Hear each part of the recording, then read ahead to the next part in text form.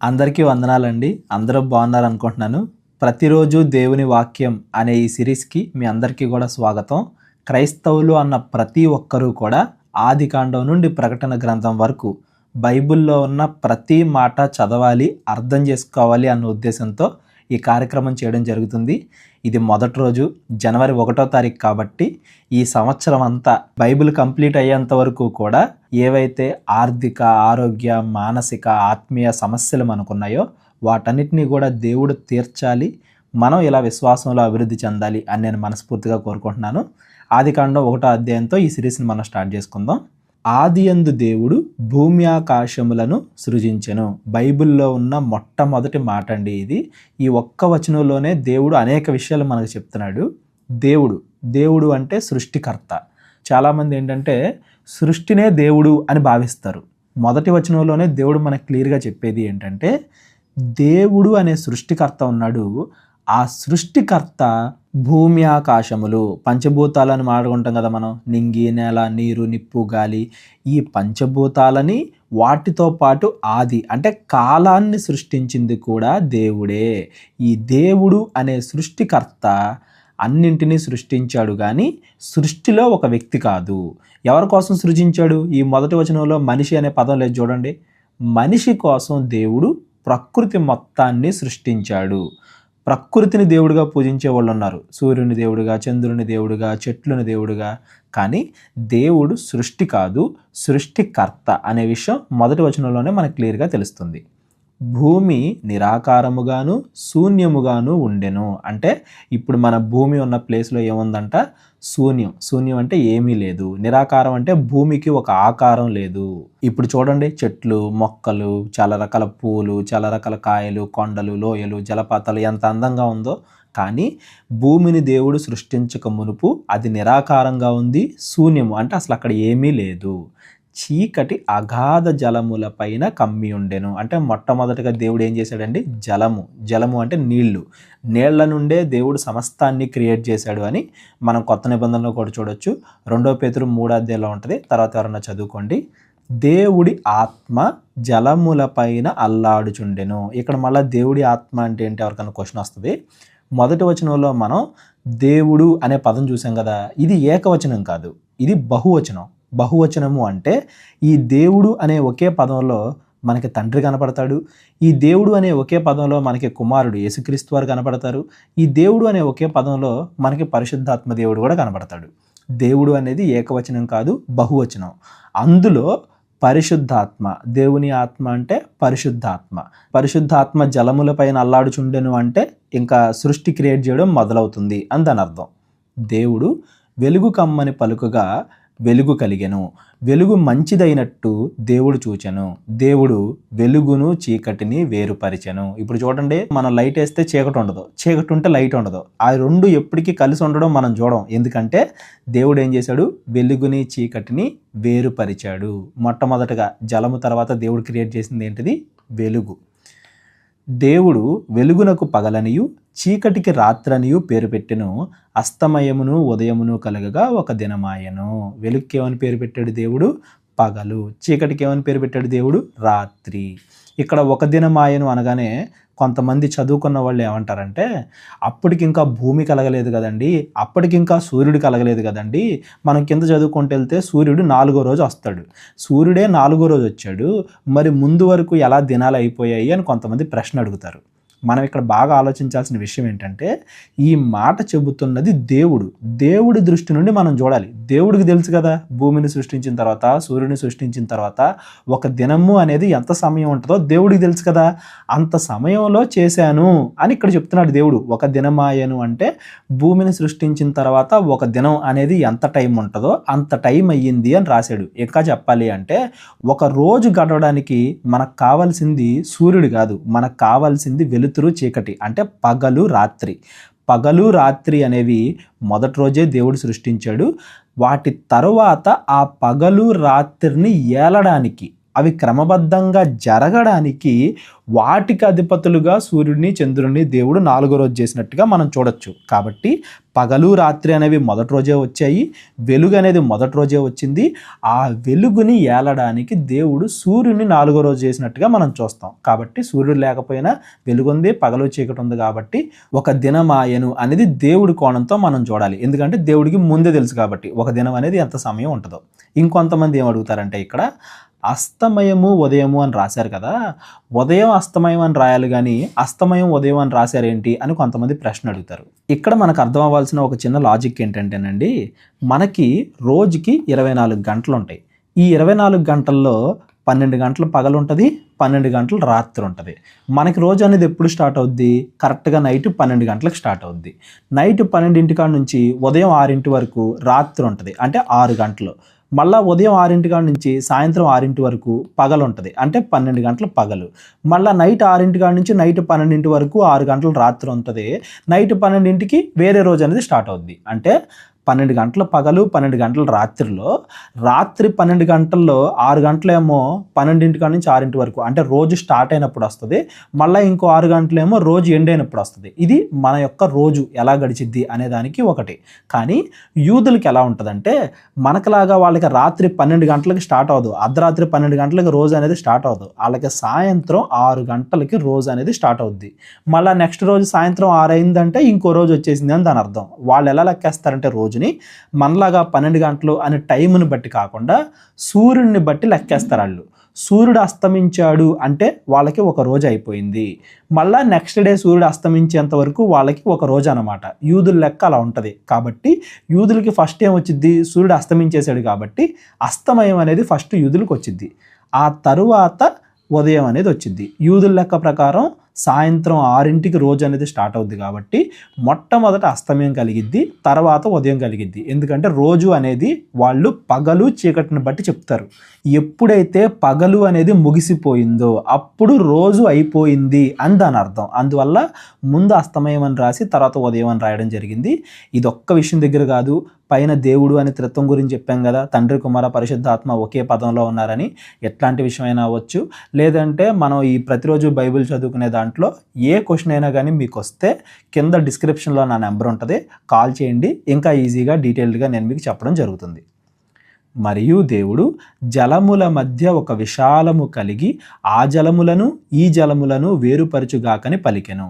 దేవుడు ఆ విశాలము చేసి విశాలము కింది జలములను విశాలము మీది జలములను వేరుపరపగా ఆ ప్రకారమాయను. దేవుడు ఆ విశాలమునకు ఆకాశము అని పేరు పెట్టెను. అస్తమయమును ఉదయమును కలుగగా 2వ దినమాయను. 2వ రోజు ఏం దేవుడు సృష్టించాడండి? కింది జలాలను మీది జలాలను వేరుపరిచి ఆకాశాన్ని సృష్టించాడు దేవుడు 2వ రోజు. కింది జలాలు అంటే ఏంటి? సముద్రాల్లో నీళ్లు ఉంటాయి కదా అవి. మీది జలాలు అంటే ఏంటి? పైన మేఘాల్లో వాటర్ ఉంటుంది కదా, భూమి పైన వాటర్, మేఘాల్లో ఆ పైన ఉండే వాటర్ని మీది జలాలు అంటారు. ఈ మధ్యలో ఆకాశం, ఈ మనం ఉన్న భూమి దగ్గర నుండి పైన మేఘాల వరకు, ఈ భూమి అంచుల వరకు ఉండేదాన్ని ఏమంటారు? ఆకాశము అంటారు. ఆ పైన ఉండేది అంతరిక్షం.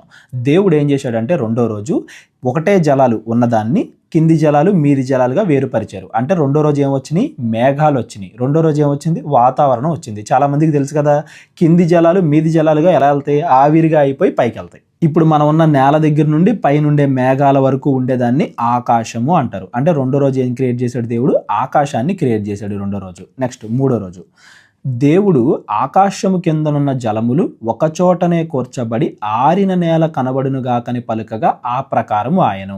దేవుడు ఆరిన నేలకు భూమి అని పేరు పెట్టెను, జలరాశికి ఆయన సముద్రములు అని పేరు పెట్టెను. అది మంచిదని దేవుడు చూచెను. 3వ రోజు ఏం చేశాడంటే దేవుడు కింది జలాలు ఉన్నాయి కదా, అంటే సముద్రాలు, అప్పుడంతా సముద్రమే ఉండేది. ఆ సముద్రాలన్నీ కూడా ఒక చోట, కిందనున్న జలములన్నీ ఒక చోటకి వెళ్ళిపోవాలి, అంటే సముద్రాలన్నీ ఒక చోటకి వెళ్ళిపోవాలి, ఆరిన నేల ఒక చోటకు రావాలి. ఇప్పుడు మనం చదువుకుంటాం కదా, భూమి మీద 3 వంతులేమో నీళ్ళు ఉంది, ఒక వంతేమో భూమి ఉంది. అంటే సముద్రాలన్నీ ఒకవైపు ఉంటాయి, భూమి అంతా వేరుగా కనపడుతుంది. జలములన్నింటినీ ఒక చోటకు చేర్చాడు, భూమిని ఒక చోటకు చేర్చాడు. ఈ ఆరిన నెలకు ఆయన భూమి అని పేరు పెట్టాడు, జలరాశికి ఆయన సముద్రములు అని పేరు పెట్టాడు. అంటే 3వ రోజు ఏం క్రియేట్ చేశాడు దేవుడు? భూమిని క్రియేట్ చేశాడు 3వ రోజు. అలాగే మూడో రోజు ఇంకోటి కూడా క్రియేట్ చేశాడంట దేవుడు. దేవుడు గడ్డిని, విత్తనములిచ్చు చెట్లను, భూమి మీద తమ తమ జాతి ప్రకారము తమలో విత్తనములు గల ఫలమిచ్చు ఫలవృక్షములను భూమి మొలిపించు గాకని పలుకగా ఆ ప్రకారం ఆయను. భూమి గడ్డిని, తమ తమ జాతి ప్రకారము విత్తనములిచ్చు చెట్లను, తమ తమ జాతి ప్రకారము తమలో విత్తనములు గల ఫలవృక్షములను మొలిపింపగా అది మంచిదని దేవుడు చూచెను. అస్తమయమును ఉదయమును కలగగా మూడవ దినం ఆయను. మూడో దినాన కేవలం దేవుడు భూమిని మాత్రమే సృష్టించలేదు, ఆ భూమి మీద ఉండే గడ్డిలో రకరకాలు ఉంటాయి కదా జాతులు, గడ్డి, అలాగే ఫలవృక్షములు అంటే పళ్ళుండే అనేక రకాలైన చెట్లు, వాటిని కూడా దేవుడు సృష్టించాడంట. అనేక జాతులు, అనేక రకాలైన గడ్డులు, అనేక జాతులు, అనేక రకాలైన వృక్షాలు, ఫలమిచ్చు వృక్ష ఫలములన్నీ కూడా దేవుడు మూడో రోజు క్రియేట్ చేశాడు. అస్తమయం ఉదయం కలగగా మూడవ దినము అయింది.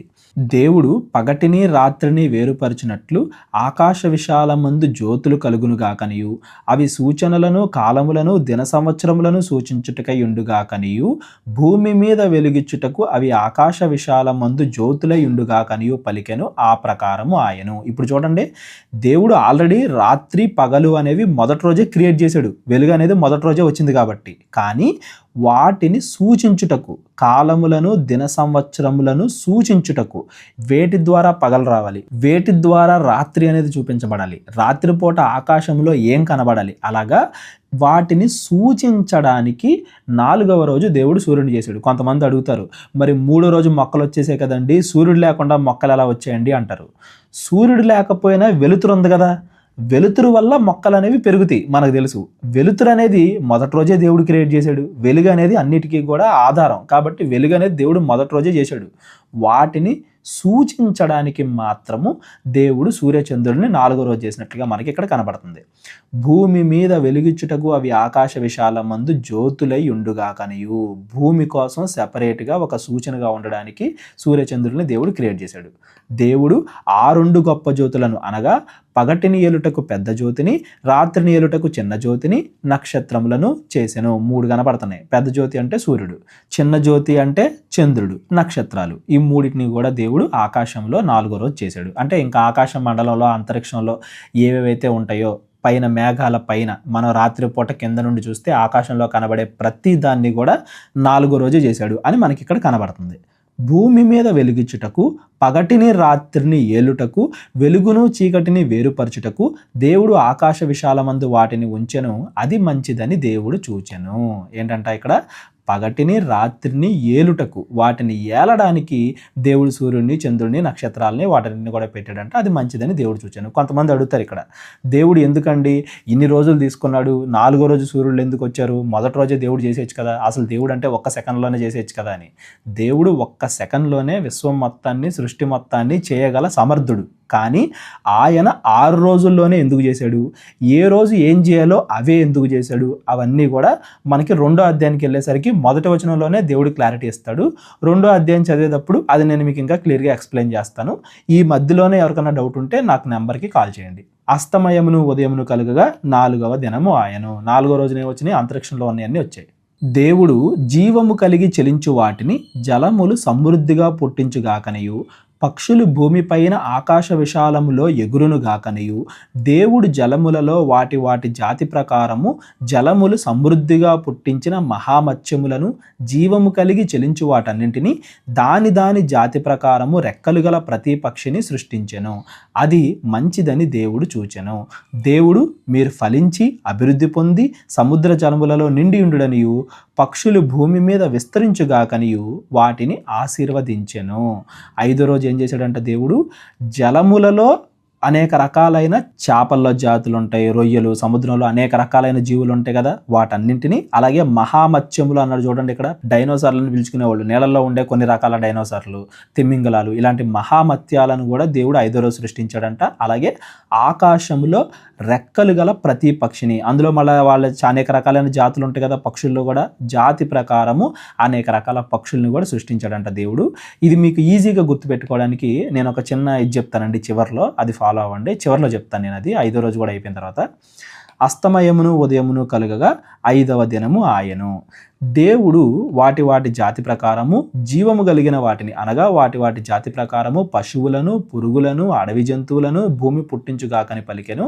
ఆ ప్రకారము ఆయను. దేవుడు ఆయా జాతుల ప్రకారము అడవి జంతువులను, ఆయా జాతుల ప్రకారం పశువులను, ఆయా జాతుల ప్రకారము నేలను ప్రాకు ప్రతి పురుగును చేచెను. అది మంచిదని దేవుడు చూచెను. దేవుడు మన స్వరూపమందు మన పోలిక చొప్పున నరులను చేయుదుము. మన అనగానే ఏంటంటే చెప్పాను కదా నేను, దేవుడు అనేది ఏకవచనం కాదు, దేవుడు అనేది బహువచనం. ఈ దేవుడు అనే ఒకే ఒక్క పదంలో తండ్రి ఉంటాడు, కుమారుడు ఉంటాడు, పరిశుద్ధాత్ముడు ఉంటాడని నేను చెప్పాను కదా. కాబట్టి మన అని వాడడం జరుగుతుంది ఇక్కడ. వారు సముద్రపు చేపలను, ఆకాశ పశువులను, సమస్త భూమిని, భూమి మీద ప్రాకు ప్రతి జంతువును ఏలుదురుగాకని చెప్పాను. ఏలుదురు అన్నిటినీ కూడా దేనికోసం చేశాడంట? దేవుడు మనిషి కోసం చేశాడంట. ప్రకృతిని మనిషి కోసం చేశాను అని ఇక్కడ క్లియర్గా చెప్తున్నాడు. దేవుడు తన స్వరూపమందు నరుని సృజించెను, దేవుని స్వరూపమందు వాణ్ణి సృజించెను, స్త్రీనిగాను పురుషునిగాను వాణ్ణి సృజించెను. ఇక్కడ కొంతమంది కన్ఫ్యూజ్ అవుతారండి. దేవుడి స్వరూపంలో మనిషి వస్తే స్త్రీ స్వరూపం వేరు, పురుషుడి స్వరూపం వేరు. మరి దేవుడు ఎవరి స్వరూపంలో మనుషులను చేశాడు అని కొంతమందికి డౌట్ వస్తుంది. చాలా క్లియర్ అండి. దేవుడు ఆత్మస్వరూపి. దేవుడు అనగానే ఎవరు? ఆత్మస్వరూపి. మనం కొత్త నిబంధనలు కూడా చదువుకుంటాం. దేవుడు ఆత్మ గనుక ఆయన్ని ఆరాధించేవారు ఆత్మతోనూ సత్యముతోనూ ఆరాధించాలని మనం చదువుకుంటాం. మనుషుల్ని చేసింది దేవుడు ఆత్మలాగా, తాను ఎలా ఉంటాడో అలాగా. మనుషులు అనేవాళ్ళు ఆత్మలు. దానిపైన ఈ శరీరాన్ని దేవుడు నేలమంటితో క్రియేట్ చేస్తాడు. పైకి కనబడే ఈ శరీరం అనేది దేవుడి స్వరూపంలోది కాదు. ఒక రకంగా చెప్పాలంటే కొత్త నిబంధనలో యేసుక్రీస్తు వారు వచ్చిన తర్వాత ఆయన మనిషి స్వరూపం ధరించుకున్నాడు ఆయన. కానీ దేవుడు ఇక్కడ మాట్లాడేది దేని గురించి అంటే ఆత్మ గురించి, పైన కనబడే శరీరము గురించి కాదు. శరీరం అనేది స్త్రీకి వేరేగా ఉంటుంది, పురుషుడికి వేరేగా ఉంటుంది. కానీ ఆత్మ దేవుని నుండి వచ్చింది, ఆత్మ ఒకేలాగా ఉంటుంది. దేవుడి ఆత్మ ఎలా అయితే ఉందో అలాగే దేవుడు మనుషుల్ని, స్త్రీలని, పురుషుల్ని ఏ తేడా లేకుండా ఆయన స్వరూపంలోనే నరులను కూడా ఆయన చేసుకున్నాడంట. పైన కనబడిన ప్రకృతిలో దేనికి కూడా ఇది లేదు. దేవుని స్వరూపము కేవలము మనిషికి మాత్రమే ఉంది. అందుకే మనిషికి స్వేచ్ఛ, మనిషికి స్వతంత్రం, ఆలోచించగలిగే స్వభావం, నిర్ణయాలు తీసుకోగలిగే స్వభావం, ఇంత తెలివి, ఇవన్నీ ఎందుకు వచ్చాయంటే దేవుడి స్వరూపములో ఉన్న దేవుని ఆత్మ మనలో ఉంది కాబట్టి. దేవుడు వారిని ఆశీర్వదించెను. ఎట్లనగా మీరు ఫలించి అభివృద్ధి పొంది విస్తరించి భూమిని నిండించి దాన్ని లోబర్చుకొనుడి. సముద్రపు చేపలను, ఆకాశ పక్షులను, భూమి మీద ప్రాకు ప్రతి జీవిని ఏలుడని వారితో చెప్పాను. ఇక్కడ దేవుడు 3 పనులు ఇచ్చాడండి. 1 ఫలించడం, 2 భూమిని నిండించడం. ఎలా నిండించాలి? భూమిని అభివృద్ధి చెంది విస్తరించి అన్ని చోట్లకి వెళ్ళి విస్తరించండి. ఫలించడం అంటే పెళ్లి చేసుకుని పిల్లలకు అంటాం. మీరు ఎక్కువగా విస్తరించండి, భూమి మొత్తాన్ని కూడా ఇలా మనుషులతో నింపండి, దానిని లోబరుచుకోండి. లోబరుచుకోండి అంటే ఏలండి, కింద చెప్పాడు కదా, ఏలుడి. ప్రపంచం మొత్తాన్ని కూడా మీరు కంట్రోల్ చేయండి. జాగ్రత్తగా ఈ ప్రకృతిని కాపాడుకోండి, దాన్ని జాగ్రత్తగా మీకోసం వినియోగించుకోండి, మనుషులుగా మీరు అభివృద్ధి చెందండి. ఇవన్నీ కూడా దేవుడు ఆదియందు మనిషికి ఇచ్చిన పనులు. దేవుడు ఇదిగో భూమి మీద ఉన్న విత్తనములిచ్చు ప్రతి చెట్టును, విత్తనములిచ్చు వృక్ష ఫలములు గల ప్రతి వృక్షమును మీకు ఇచ్చి ఉన్నాను, అవి మీకు ఆహారమగును. భూమి మీద ఉండు జంతువులన్నిటికీ, ఆకాశ పక్షులన్నిటికీ, భూమి మీద ప్రాకు సమస్త జీవులకును పచ్చని చెట్లన్నీ ఆహారమగునని పలికెను. ఆ ప్రకారం ఆయను. మనం చదువుకుంటాం కదా బయాలజీలో, ఆహారపు గొలుసు, ఫుడ్ చైన్ అని. వేటికి ఏవి ఆహారం అవ్వాలి, వేటిని ఏవి తినాలి, వేటి మీద ఏవి ఆధారపడాలి, అదంతా కూడా దేవుడు ఇక్కడ నియమించాడు. దేవుడు తాను చేసినది యావత్తును చూచినప్పుడు అది చాలా మంచిదిగా ఉండెను. అస్తమయమును ఉదయమును కలగగా 6వ దినమాయెను. 6 రోజుల్లో దేవుడు సృష్టి మొత్తాన్ని కూడా చేశాడు. దీన్ని మీరు ఈజీగా గుర్తుపెట్టుకోవడానికి నేను ఒక చిన్నది చెప్తానండి, చూడండి. గుర్తుపెట్టుకోవడానికి ఈజీగా ఉంటుంది. దేవుడు 6 రోజుల్లో సృష్టించేశాడు కదా. ఈ 6 రోజుల్ని 3 రోజులు 3 రోజులు అని డివైడ్ చేయండి. మొదటి 3 రోజుల్లో దేవుడు ఏం చేస్తాడంటే ప్లేసుల్ని క్రియేట్ చేస్తాడు. ఉదాహరణకి మొదటి రోజు ఏం చేశాడు? దేవుడు వెలుగుని చేశాడు, అంటే అంతరిక్షం అనుకోండి. వెలుగుని చేసి వెలుగుని చీకటిని వేరుపరిచాడు. కాబట్టి 4వ రోజు ఆ అంతరిక్షాన్ని, ఆ వెలుగు ఉండే ప్లేస్ని సూర్యుడు, చంద్రుడు, నక్షత్రాలు, వీటన్నిటితో, స్టార్స్, మూన్స్, సన్, వీటన్నిటితో కూడా దేవుడు 4వ రోజు వాటిని నింపుతాడు. మొదటి రోజు వెలుగుని చేశాడు అంతరిక్షంలో, దాన్ని 4వ రోజు వీటితో నింపాడు. అలాగే 2వ రోజు ఏం చేశాడు? దేవుడు కింది జలాలని మీది జలాలని వేరుపరిచి ఆ మధ్యలో ఉండే ఆకాశాన్ని క్రియేట్ చేశాడు. కాబట్టి 5వ రోజు ఏం చేశాడు దేవుడు? ఆకాశాన్ని ఏమో పక్షులతో నింపాడు, కింది జలాలనేమో చేపలు, ఇలాగ ఏదైతే సముద్రంలో జంతువులు ఉంటాయో అనేక రకాలైన జాతులు వాటన్నిటిని కూడా 5వ రోజు చేశాడు. అలాగే 3వ రోజు ఏం చేశాడు దేవుడు? భూమిని చేసి భూమి మీద చెట్లను చేశాడు. అలాగే 6వ రోజు ఏం చేస్తాడంటే దేవుడు ఆ భూమి మీద ఉండే రకరకాల జంతువులు, భూమి మీద పాకేవి, అలాగే మనుషులు కూడా ఏంటి భూమి మీద ఉండేవాళ్ళే కదా. ఇక్కడ చూడండి, మొదటి 3 రోజులు అంటే 1వ రోజు, 2వ రోజు, 3వ రోజు ప్లేసెస్ని క్రియేట్ చేశాడు. 4వ రోజు, 5వ రోజు, 6వ రోజు ఆ ప్లేసెస్ని అనేక రకాలైన వాటితో నింపాడు. మొదటి రోజు వెలుగుని చేశాడు, ఆ అంతరిక్షాన్ని 4వ రోజు సూర్యుడు, చంద్రుడు, నక్షత్రాలు వీటన్నిటితో కూడా నింపాడు. 2వ రోజు ఆకాశాన్ని చేశాడు, కింది జలాల్లో మీది జలాలను వేరుపరిచాడు. 5వ రోజు కింది జలాలనేమో రకరకాలైన చేపలు, నీటిలో ఉండే జంతువులతో నింపాడు, ఆకాశాన్నేమో రకరకాల జాతులు పక్షులతో నింపాడు. 3వ రోజు దేవుడు భూమిని చెట్లని చేశాడు. 6వ రోజేమో రకరకాలైన జంతువులు, మనుషులతో వాటిని నింపాడు. అంటే మొదటి 3 రోజులు క్రియేషను, తర్వాత 3 రోజులు వాటిల్ని నింపడం. ఇది మీరు సృష్టిని గుర్తుపెట్టుకోవడానికి ఈజీగా ఉండే క్రమం. ఇలా మీరు గుర్తుపెట్టుకోండి. మొదటి అధ్యాయంలో దేవుడు ఏం చేశాడు, ఎలా చేశాడు అనేది, ఇలాగే ఎందుకు చేశాడు అనేది మనం 2, 3 అధ్యాయంలోకి వెళ్ళినప్పుడు మాట్లాడదాం. రేపొద్దున అనగా జనవరి 2వ తారీఖు నేను మీకు అవన్నీ కూడా క్లియర్గా ఎక్స్ప్లెయిన్ చేస్తాను. ఇది జనవరి 1వ తారీఖు మొదటి రోజు కాబట్టి బైబిల్లో ఉన్న మొదటి అధ్యాయం ఆదికాండంతో మనం స్టార్ట్ చేసాం. అయితే ఈ ఆదికాండం మొత్తంలో మనం నేర్చుకున్న అంశాలు ఒక్కొక్కటిగా చూస్తే, దేవుడు అనేది ఏకవచనం కాదు, బహువచనం. ఇందులో తండ్రి, కుమార, పరిశుద్ధాత్మ ముగ్గురు ఉంటారు. దేవుడు ప్రకృతి మొత్తాన్ని మనిషి కోసం సృష్టించాడు. ప్రకృతి దేవుడు కాదు. కొంతమంది ప్రకృతిని దేవుడిగా, సూర్యుడిని, చంద్రుడిని, భూమి మీద ఉండే చెట్లని, వీటిని దేవుడిగా చూసేవాళ్ళు అనేక మంది ఉన్నారు.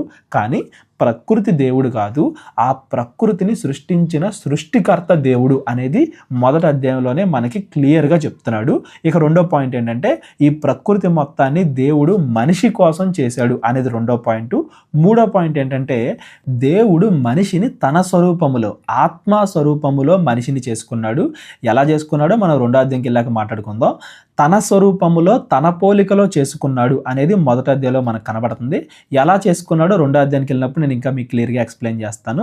మొదటి అధ్యాయం మీ అందరికీ అర్థమైంది అనుకుంటున్నాను. ఎవరికైనా అర్థం కాకపోతే డిస్క్రిప్షన్లో నా నెంబర్ ఉంటుంది, కాల్ చేయండి, ఇంకా క్లియర్గా నేను ఎక్స్ప్లెయిన్ చేస్తాను. ఈ సంవత్సరం అంతా కూడా దేవుడు మనల్ని కాపాడాలి. ఇలా బైబిల్ మొత్తం కంప్లీట్ చేసుకోవడానికి, విశ్వాసంలో మనం ఎదగడానికి దేవుడు మనందరికీ తోడుగా ఉండాలని నేను కోరుకుంటున్నాను. ఆదికాండం 2వ అధ్యాయంతో రేపొద్దున మళ్ళీ కలుసుకుందాం. అందరికీ కూడా వందనాలు. దేవుడు మిమ్మల్ని దీవించును గాక. అందరికీ వందనాలండి. కేవలం 30 వీడియోస్లో బైబిల్ నేర్చుకోండి అనే ఎంతో విలువైన ఈ కోర్స్ జస్ట్ ₹1 మీకు కావాలి అంటే మీ పేరు, మీ ఊరు ఈ నెంబర్కి వాట్సాప్ చేయండి. ఈ కోర్సులో ఏ విషయాలు ఉంటాయో ముందుగానే తెలుసుకోవడానికి ఈ వీడియో పాస్ చేసి టాపిక్స్ అన్ని చదువుకోండి. క్రైస్తవులందరూ ఈ బైబిల్ కోర్స్ వినాలి అని మేము కోరుకుంటున్నాం. అందరినీ దేవుడు దీవించును గాక. ఆమెన్.